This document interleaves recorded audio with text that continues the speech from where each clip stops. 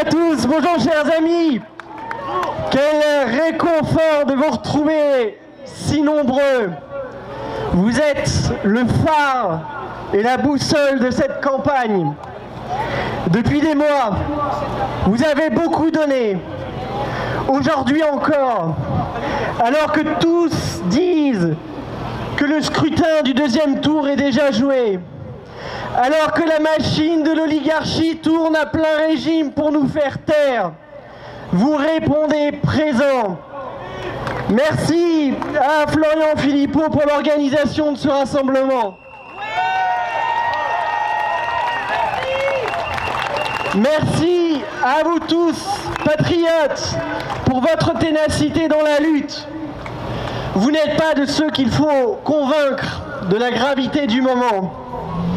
Comme moi, vous avez entendu Emmanuel Macron annoncer le retour du pass vaccinal, les pénuries alimentaires, la fin de l'anonymat en ligne ou l'instauration d'un septennat renouvelable en cas de réélection.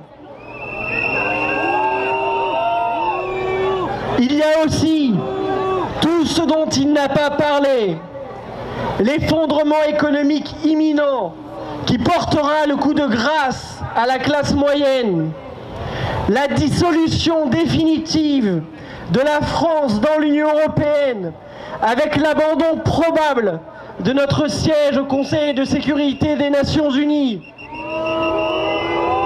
la grande marche vers le transhumanisme et la guerre frontale, enfin, les soubresauts en Ukraine, ne faisant qu'annoncer un conflit beaucoup plus dur dans la zone Pacifique.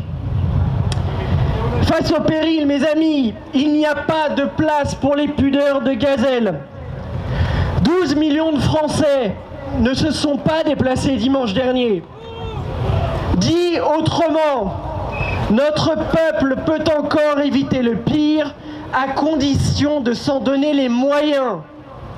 Soyons clairs, l'abstention et le vote blanc ne sont pas des options acceptables dans un tel contexte. Et je vous en conjure, allez porter ce message auprès de vos amis, de votre famille tentés par la résignation. Dites-leur simplement de penser à leurs enfants. Nous pouvons faire la différence, car ce second tour se jouera à quelques dizaines de milliers de voix. Si chacun de nous convainc 2 abstentionnistes, 2 compatriotes tentés par le vote blanc, alors nous délivrerons la France de ses chaînes. Puis nous reprendrons nos débats à l'occasion des élections législatives. Mais dimanche 24 avril, pas de place pour la lâcheté, pas de place pour les tergiversations. Tout reste possible, car oui, si le peuple vote, le peuple gagne. Vive la liberté, vive la résistance et vive la France!